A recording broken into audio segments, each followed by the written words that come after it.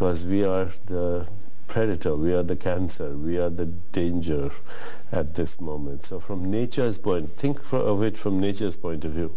You know, human species... We are the danger. Yeah, it was a good experiment that didn't work. Yeah, sometimes I think, I was going to ask you if, are we going too fast sometimes in terms of technology? I feel that human beings are creating such things that we cannot imagine the consequences of them.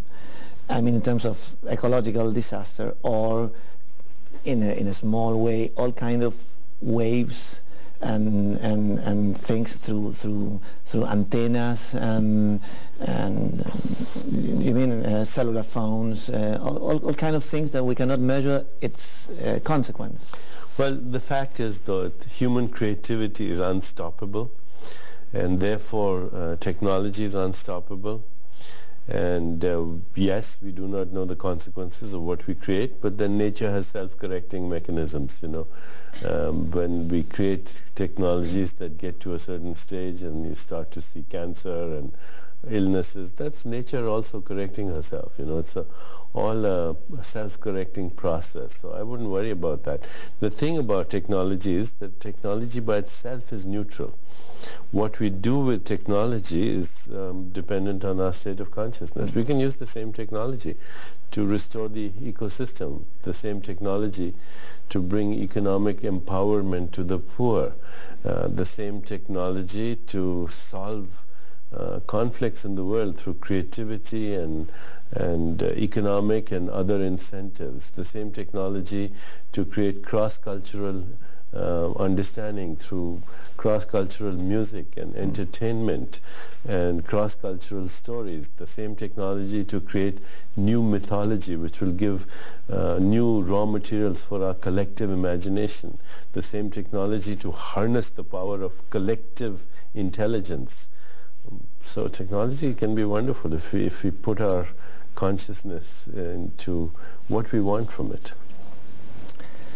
Okay.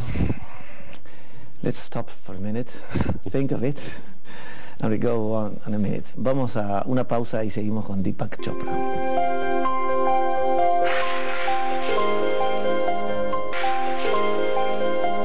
You know, I've told you that 3 days ago, when I heard that you were coming to Argentina, I was wondering if we were going to meet again. And I was thinking of, to write you an email to tell you if we can meet for other things, and I have some personal questions, not for here, but for me. And when that happened, when I was wondering if I was going to meet you, my phone rang, and the TV producer called me to ask me if I was able and prepared to make you an interview. And I get so shocked. And I said, well, that's destiny. And I think you call that synchro destiny. No? What you can tell me about that? Well, at the most fundamental levels of the universe, everything is correlated with everything else. That's what's called non-local correlation. There's physics to it that at the deepest levels of nature, there's infinite correlation, and in fact that's the only way to explain nature or simultaneity. How does a human body, you have 100 trillion cells in the body, each cell does 6 trillion things per second, and every cell instantly correlates its activity with all the other cells. So a human body can think thoughts and play a piano and kill germs and remove toxins and make a baby all at the same time. That is because at that level there is correlation even without the exchange of energy or information signals. It's a very fundamental concept now, this non-local correlation in physics, in particle physics. What this means is that what we call accident or randomness in the nature or chance or coincidence is actually the very mechanics of creation. In fact, everything that happens in the universe happens because of this synchronicity. Now, because we cannot see the full picture, and with our senses, we only see 1/1000th of what's happening around us, and everything else gets edited out.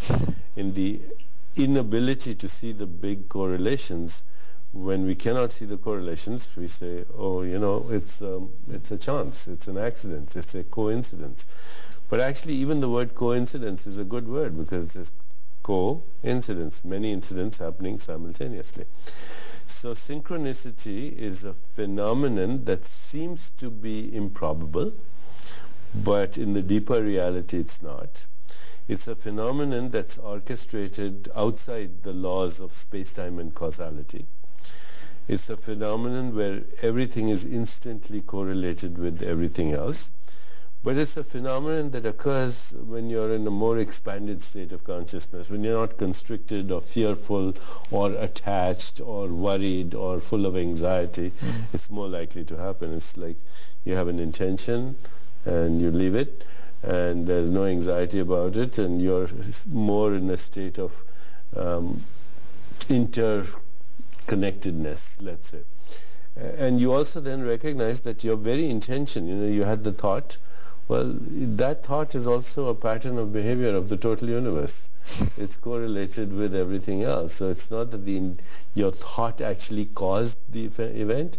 Your thought was the simultaneous actualization of information in a larger bed of information. It was correlated with everything else. These are very important things to pay attention to, because it shows you actually that there's transformation happening through quantum leaps of creativity that are orchestrated through intention. Synchronicity is an expression of the creativity of the universe. You had the thought, but the universe then somehow creatively responded, it seems, to that thought. And it also shows you the connection between your inner world of thoughts, feelings, emotions, desires, and your outer world of space-time events, of relationships, of situations and circumstances. Normally we separate this. I have a private world, and there is a world out there, which is everyone to see. But as far as the universe is concerned, this world here and that world out there are both its own patterns of behavior, and they're correlated. Yes. Well, it happens with health. I mean, health, it's the normal way of being. Health, it is a sort of holy order that exists in nature. But I've heard about you that we can help to co-create that health. Is it no? Do you think that it's that possible?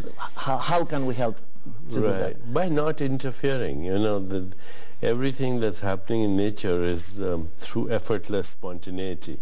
You're not making your heart beat right now. It's doing it. You're not regulating your blood pressure. It's doing it.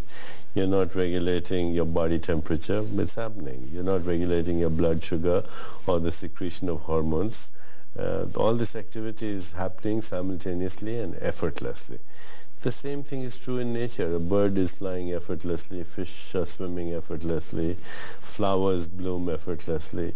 So you see in nature there's a principle called do less, accomplish more, and ultimately do nothing and accomplish everything. It's the spontaneity which with something comes out of nothing. The whole universe comes out of nothing. Nothing becomes everything. Now, whenever we interfere with that process through stress, which is the perception of threat by either feeling physically threatened or emotionally threatened or psychologically threatened, or getting too attached to me and mine, I am separate from everything else, or having attachment to the outcome, or using too much effort, or resisting the present moment, because the present moment is also a conspiracy of the total universe. You fight the present moment, you're fighting the whole universe. So anytime you put up resistance or fight or fear or separation, or everything is exclusively me or mine, or you get attached, then you start to interfere with that process. Health is wholeness, health is holy, health is healing. It's the spontaneous